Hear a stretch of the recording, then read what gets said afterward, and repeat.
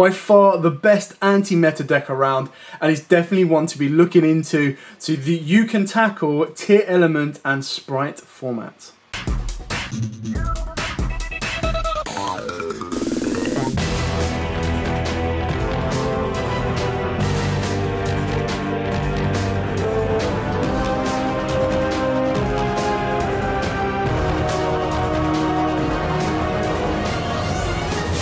What's up YouTube, Darryl here from Zephyr War Games, and today I am bringing you my first place and back-to-back joint second place Rikka Sunavalon profile. This deck is crazy good and is very good against the current metas. The best thing about this is it just can break boards, it can set up boards, it can play through quite a lot.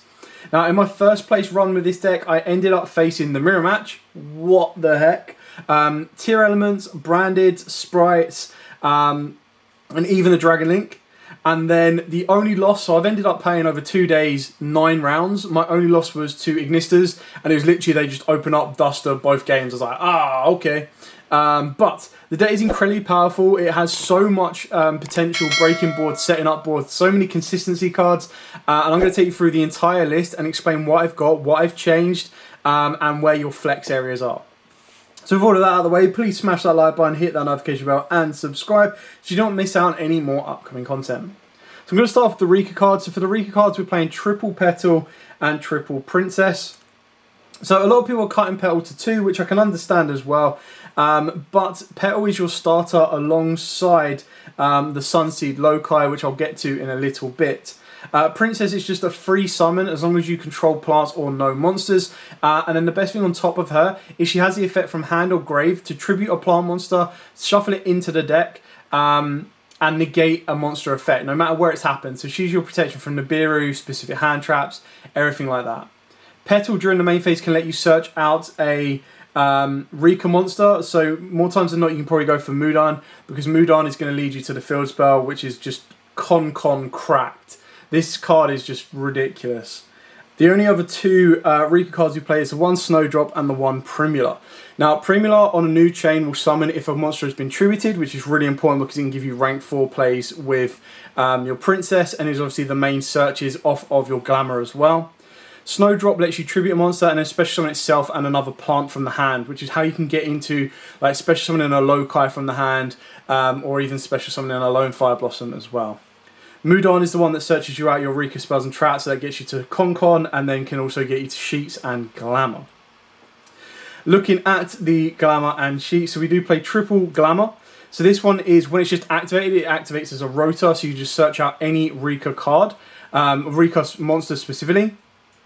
But if you tribute a plant monster on activation as well, you can search out 2 plants of the same level. So this can give you a Petal plus a Loci, or it can get you a Primula plus a Princess. So that's where it's really, really important, because whatever you've tributed off of this, technically if you add these 2, your Primula special summons, and then you can special summon the Princess for free, and then you can overlay into your Strenna and then move your plays further forward from there. Then of course 2 Con. This card is absolutely bonkers. How the heck do you let Konami make a card like this? It's beyond me. But it's a field spell that if you control a Rikka monster, you get to set a Rikka spell or trap directly from your deck, so it gives you instant access to Glamour or Sheet. So technically, if you've got like Petal on her own, Petal effect, search out Mudan. Mudan effect, tribute Petal, summon it down. Effect, search out Con. Activate Con, set either Glamour or Sheet. It's just absolutely crazy. So that's the first part of the effect. The second part of the effect is that once per turn, if you would tribute a plant monster you control to activate a Rikka card or effect, you get to tribute one face-up monster your opponent controls, even though you do not control it. Now the insane thing about that is it doesn't turn your opponent into a plant. It just lets you treat it as if it was. Now what I mean by that is like Glare of Darkness, where a monster is affected by unaffected by card effects, it can't be changed to dark. If Con said, face-up monsters your opponent controls become plant, then obviously it would then to be affected. The fact that it doesn't say that, it just says, oh, we'll let you tribute as cost for anything you want to do anyway, as if it were a plant, but we're not actually making it a plant, makes it absolutely insane. Because then I can activate Glamour, tribute one of my opponent's monsters as cost. So for example, if they're totally awesome on the board, I activate Glamour, tribute the toad as cost. They won't be able to respond with the toad because it's tributed as cost. And then I get to search out 2 Rikka cards. absolutely mad. Or technically a Rikka and then any plant I want that matches the level. And then when you look at sheet as well, the best thing about that is you can target a face-up monster your opponent controls. Also, you can tribute a plant monster as cost. And if you do, you get to take control of the monster you negate. So if my opponent puts 2 monsters on the board, I can activate this to negate the second, tribute in the first as cost, and then steal the second. It's absolutely crazy, and then the monster does become plant on my field. Obviously, Princess that I mentioned before lets you tribute a plant monster, so I can tribute one of my opponent's monsters to negate one of their effects. Crazy. So that's it for the Rikka cards themselves. Obviously, Glamour is the expensive one because it hasn't been reprinted yet. But I would assume that when this set gets reprinted, or cards in this get reprinted, you'd be looking at Glamour getting reprinted, Primula, Mudon, and everything you need. The current expensive ones are Glamour and Snowdrop. The ones that came out in the most recent sets are Petal, Princess, and Konkon. So definitely pick those up. Mudon, Primula, and Sheet aren't that expensive. So if you want to be playing this deck, I highly advise trying to pick those up. And then if you get a great crazy deal on Glamour, Snowdrop, then it's definitely worth getting because it just helps you. Like, the fact it tributes stuff as cost is just absolutely ridiculous. It means that your opponent just gets no window to respond to that until after you've already tributed their stuff. And then I'm going to go over the Sunseed / Sunavalon cards. So I'm only playing 2 Loci with the 1 Twin and the 1 Sowin. Now, I know straight away a lot of you are going to be like, what the heck are you doing? Why aren't you playing 3 of this and 2 of this? Well, yes, this sucks if you open it up, but so does Twin. I've never really seen the need of 2. I tried it out at 2. I didn't really like it. I cut it back down to 1. Loci, I've tried it at 3. I've cut it down to 2 because I am maxing out on the unexpected die. And again, I've not really had an issue with it because I've been able to activate Glamour, search out 2, which will be this and Petal. A normal Petal, search out Teardrop, Snowdrop. Snowdrop, tribute off the Petal, summon itself down plus Loci, and then I've got full Sunavalon combo. So I've actually had no issues with the ratio. I can understand why people would want to change it, completely get that. But the other reason I cut it down was because I am playing the one for one. Now, this is a new addition I added into the deck, and what I really like about it is it gives me access to Loci or it gives me access to Petal. So it gives me the best of both, and the way that I kind of approach this deck is I wanted it to lean more towards the Rikka cards than the Sunavalon cards, and use the Sunavalon cards as the deck that gives me life points and builds me from the extra deck, whereas the Rikka cards just helps me break boards and set up like defensive tribute boards. The 1 for 1 is very specific because the reason that I play it in here is because I do play the Gamma package. And the reason I play that is it basically means that if your opponent does attempt to do any of this to stop your Tribute of Koth the Lone Fire, your special from the deck of Unexpected Die, your special of 1 for 1, your Sowin, anything like that while you don't have any monsters on the field, I can then go Gamma, Driver, destroy that card, let my card resolve. I'm not locked into plants as yet. And then I can go Omega, rip one from the hand. So my opponent is playing with 3 cards and I'm just building up a board. So if I rip the right card, it can cause issues. The biggest issue for this deck is something like Nibiru as well. But you are able to kind of gain enough resource and hold back stuff like Princess or anything else that should you get to a period where you haven't even conducted your normal summon, you can still do that and then continue all of your tribute pays off of the back of your Rikkas. The generic plant monsters I'm playing is the 1 Lone Fire and the 1 Naturia Rose Whip. Now, again, a lot of people are like, well, there's no need for Rose Whip. Agreeably so, in this format right now, when you look at stuff like Sprites, they're pretty much only playing 2 spells anyway, unless they're going to hit you with a Dark Ruler or a Feather Duster. You've also then got to look at the Tier Element matchup. Again, they're probably only really playing 1 or 2 spells, so Rose Whip could arguably be cut. It's just one of them ones that in the Rogue matchups, if you get this out, you sacrifice your tribute off of your Jasmine to make Rose Whip specifically. Or, of course, if you open up Rose Whip and get into Snowdrop, you can summon it down. And it just means your opponent can only activate 1 spell, which really limits them. But it's probably more so for like a Dragon Link matchup or a matchup that is using the Adventure Engine, because then straight away, as soon as they activate Rite of Armoritia, that's it. They can't activate anything else. They're not going to be able to starter. They're not going to be able to do anything else like that. The Lone Fire I still really, really like, and the reason I like this is because it's a card that tributes, so what a lot of people do is they do try and stop this with like Imperms and Veilers, and you're like, yeah, cool, completely fine, I'm still able to play because I can just tribute it anyway. But what makes it cool is it also lets you tribute plant monsters. So if I was to go Jasmine, tribute a monster, summon out Lone Fire, and I haven't gone through the Loci combo yet, I can use Lone Fire Blossom to tribute the Jasmine to summon out the Loci, and then continue to build my board from there.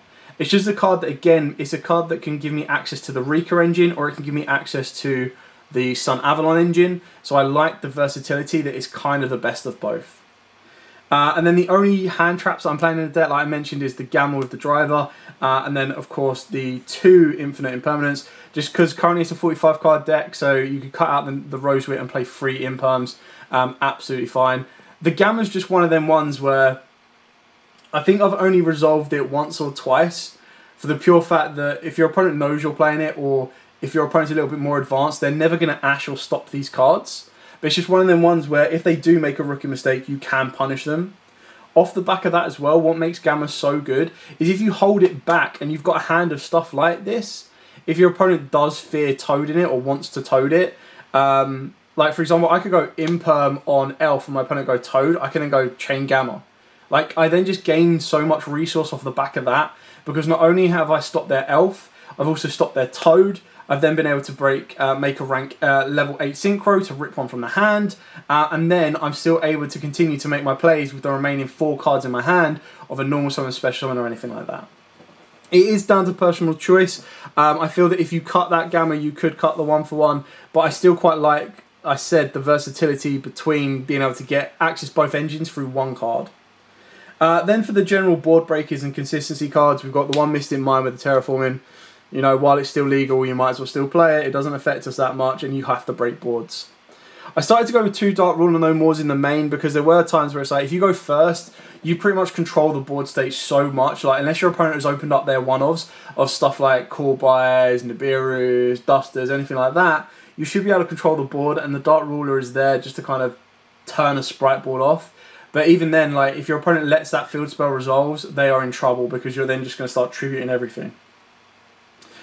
Triple Prosperity, I'm going to show you now what I usually banish off of the Prosperity. So I usually banish one of these level 8s, usually the Alzi, and I'll explain that when I get to the extra deck.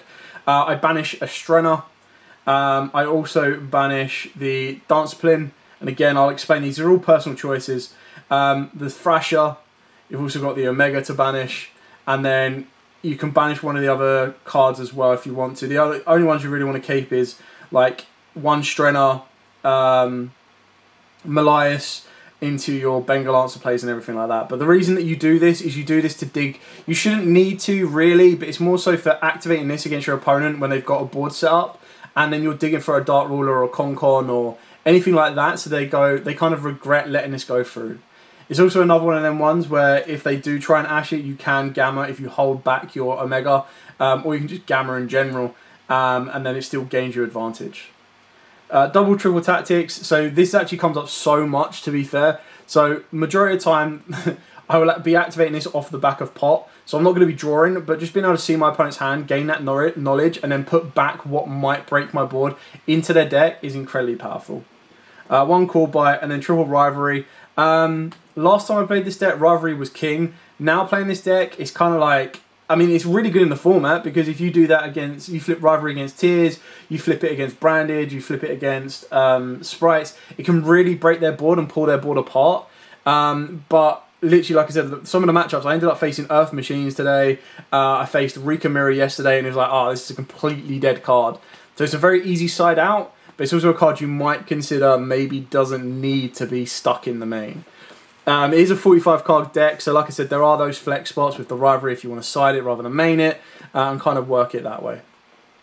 Now onto the extra deck, we've got the one Teardrop, so this has the quick effect to target a monster on the field and tribute it, and it will gain 200 for every time a card is tributed. Really, really important. This is your boss monster in a sense, because you don't really have anything that goes higher than 2800 unless you get the Thrasher, which sometimes it actually comes up, and this won me a game, which is why I still play it. Then, of course, the other one that is pretty standard is the Sacred Tree Beast Hyperion. And then the one card that I'm trialing out in this, which I really, really like, is the Sylvian High Protector. And the reason this is so good is because I usually make this off of Strenna, or I can hard make it. And then what you do is you can call a card from the top of your deck. If it's the right card, you add it to the hand. If it's the wrong card and it goes to the graveyard, you will then be able to target a card on the field, detach material, and put it back to the top or bottom of the deck. So this gives you a nice little loop, because something like Mirror Jade, you want to bounce it, you don't want to leave it on the board because it will destroy your board. But for example, today, I had times when my opponent was unable to kind of like set anything up, and I always call something like Regeki or Obelisk or whatever kind of mood you're feeling in. You're not really doing it to get the card, you're doing it to send it from the deck to the grave in order to trigger the bounce back. And if you've been able to pick your opponent's board apart by tributing, and you've kind of got where it needs to, by putting the card back to the top of the deck if it's useless to them, can be very, very important, because you put it back to the top of the deck and then you know their draw for turn is not going to help them break that board. By that point, you'll have an RZ, but then you'll also have the ability of either making another rank 8 through Snowdrop, or being able to make Link 2s, anything else. The other XYZs is obviously 2 Rikka, Queen, Strenna.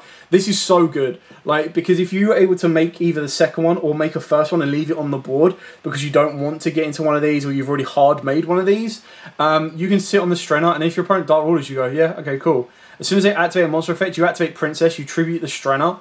This will then summon the Strenna back, and then you can turn it into either Sacred Tree Beast for a monster negate, or the Teardrop for a tribute negate. And because they've already used their Dark Ruler, they kind of just like hold back a little bit, or not hold back, but they go all out, and then they forget Princess in the grave, and you go, cool, Princess tribute, and then you give yourself a free tribute, you tribute another one. Not to mention as well, with Princess in the graveyard, if you wanted to, you could tribute one of your opponent's monsters if you have the field spell in play. For the Link monsters, again, something that's a little bit unconventional is I play 2 Healer and 2 Dryas. So the Dryas is pretty standard. I've seen people play 3 of this, can understand it. I've just tried to go for a little bit more tech cards in the extra deck. But the double Healer is so that the first one that I summon gives me 300, and then the second one gives me another 300.